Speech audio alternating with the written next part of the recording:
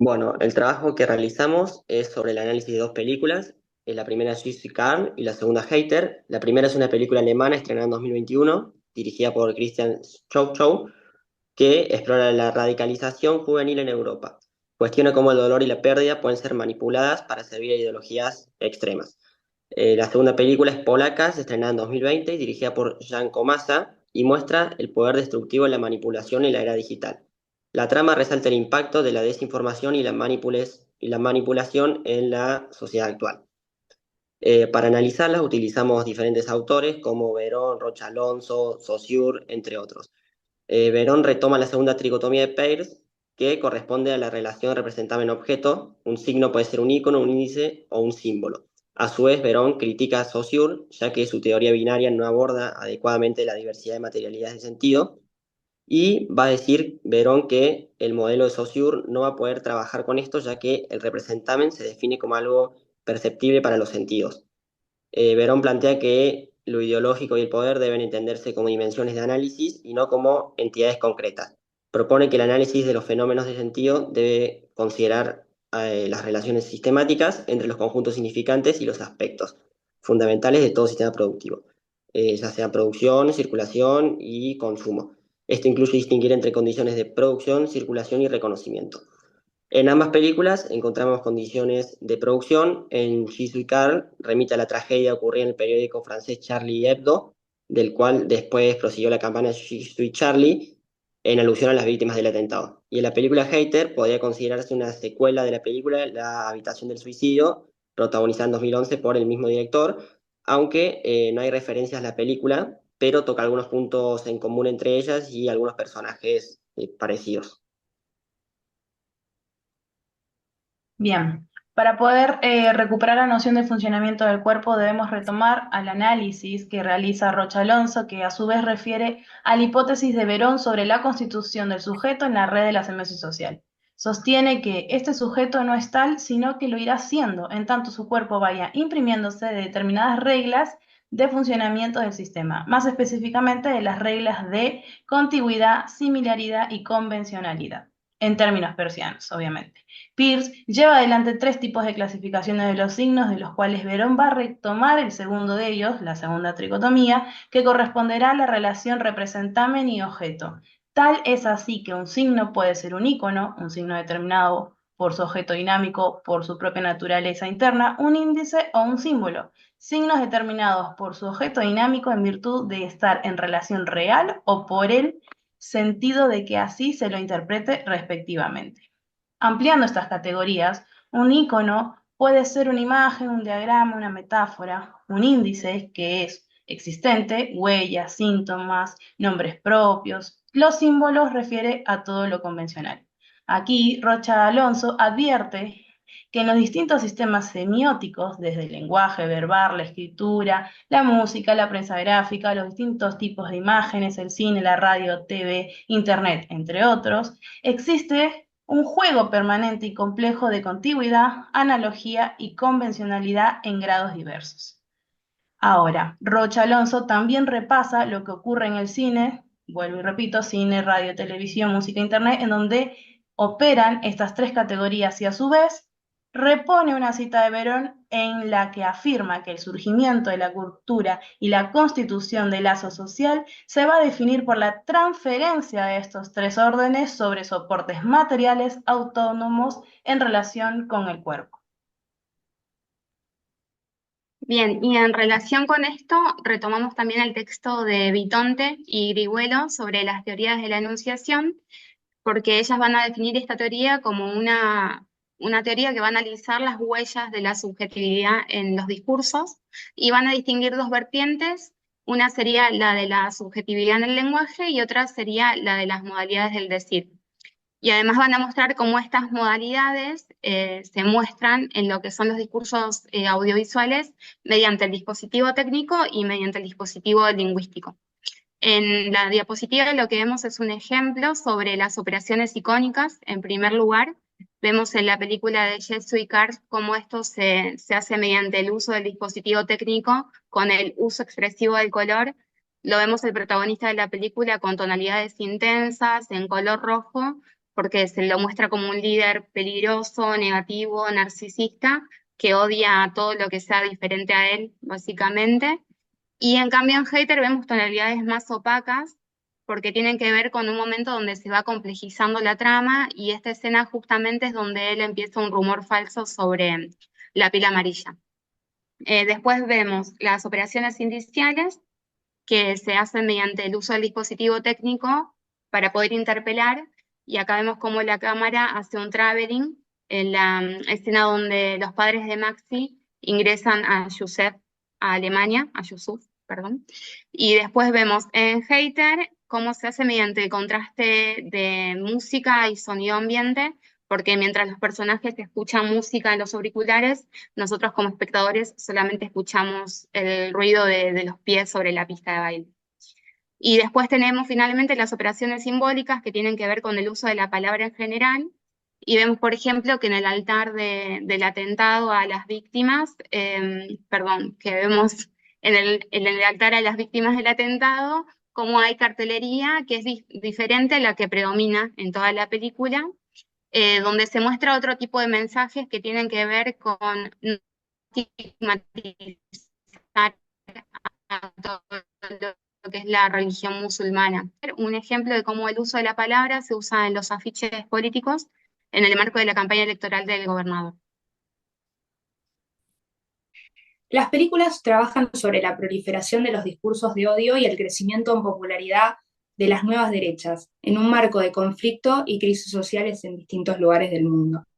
Estos discursos son comprendidos por narrativas sociales que circulan y se reproducen principalmente en el espacio público.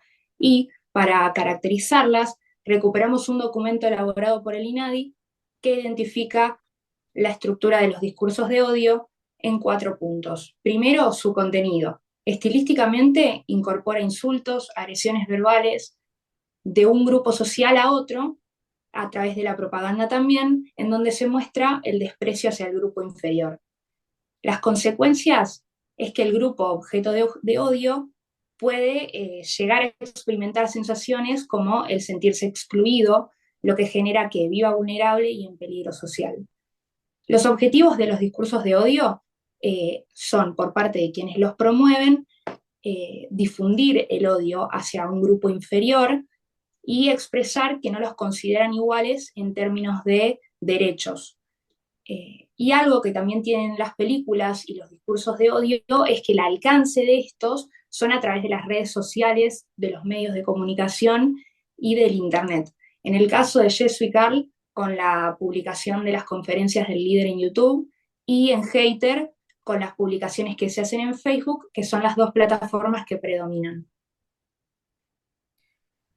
A partir de esto, podemos adentrarnos en lo que nos propone Gurevich acerca de las operaciones del me gusta, comentar y compartir, ya que el crecimiento de las nuevas derechas en general y principalmente en los films se da desde las redes sociales. Las operaciones del me gusta son el primer contacto. En caso de este botón, del botón del me gusta, el usuario no solamente manifiesta adhesión a una publicación, sino que también es la unidad que funda el lazo de una conexión. Hay un cuerpo que ofrece y un ojo que mira, y comparten juntos el mismo espacio. El me gusta es también el primer operador de popularidad. Aparece entonces un contenido validado por un contacto o un amigo que una vez que le da ese me gusta pasa a ser un recomendador de esa fuente. Por otro lado está la figura del comentario. El comentario demuestra que el texto fuente, merece ser comentado, lo que genera interacciones y contenidos nuevos a partir de él. Los comentarios pueden ser respondidos y pueden establecer conexiones y relaciones entre sí, sin apelar al texto fuente. En el caso de la película Hater, Thomas, el personaje principal, desde la agencia de publicidad en la que trabaja, realiza un trabajo de trolling a partir de Facebook, que es la plataforma predominante en esta película. Si el me gusta, entonces, es un lugar privilegiado donde se inscribe la mirada, entonces el comentario es el lugar donde se aloja la voz. La plataforma sitúa al comentador como participante de la publicación. Luego, en un tercer estadio, encontramos el compartir. En el caso de la película de Jesús Carl, se manifiesta en forma de videos. Se comparten discursos que proliferan ideas de nueva derecha y cautivan audiencias. Este es el concepto de posverdad, que el concepto de posverdad básicamente es una distorsión deliberada de una realidad que manipula creencias y emociones con el fin de influir en la opinión pública y en actitudes sociales. Compartir implica una estrategia de adhesión mayor que gustar o comentar. Siempre es más solidario con el amigo o con el contenido de la publicación. Por último, tenemos que mencionar las operaciones de etiquetar y mencionar, que ganan espacio del otro y son formas indirectas de compartir, e invitan a los amigos del etiquetado o del mencionado a multiplicar los canales retóricos del gustar, del comentar y del compartir. Bien, y para entrar en la última etapa de nuestro trabajo, vamos a volver al principio y vamos a retomar a Verón en torno a las condiciones de reconocimiento que tienen ambos filmes en comparación con tres eventos que sucedieron en los últimos años en nuestro país.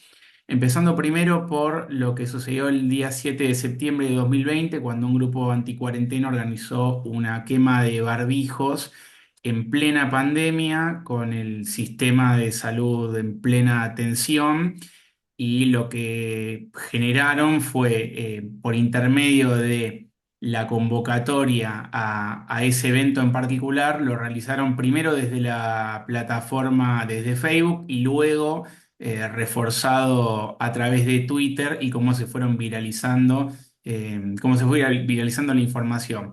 Que eso en escalada fue increyendo, y eso lo podemos ver en el segundo ejemplo, que es el del 27 de febrero del 2021, donde una movilización en la cual participó parte de ese grupo de gente, sumado a otros que se autodenominaban o autopercibían como parte de la oposición o de la por entonces oposición del gobierno, se acercaron a, frente a la Casa de Gobierno y dejaron bolsas mortuorias simulando cadáveres, en referencia a distintas personalidades en relación al gobierno de turno.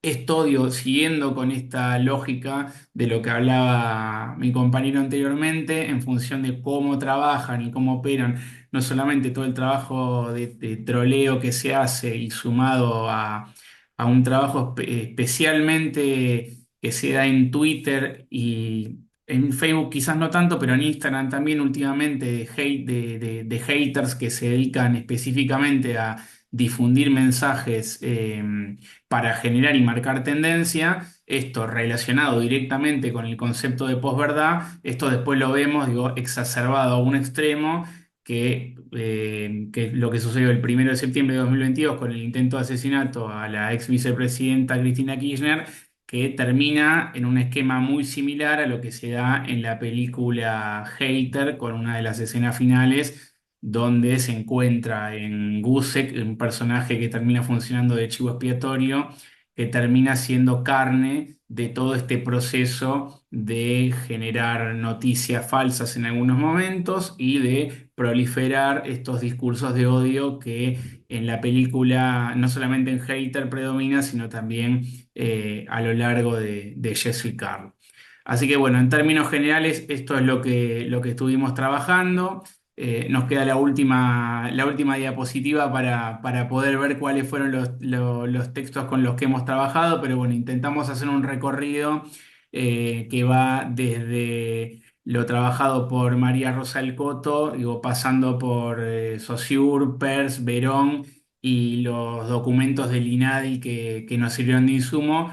También, obviamente, retomando lo trabajado por Rocha Alonso, Vitón Tiriguelo y el trabajo de Ariel Gurevich en materia de redes sociales. Así que bueno, hasta acá llega nuestra intervención.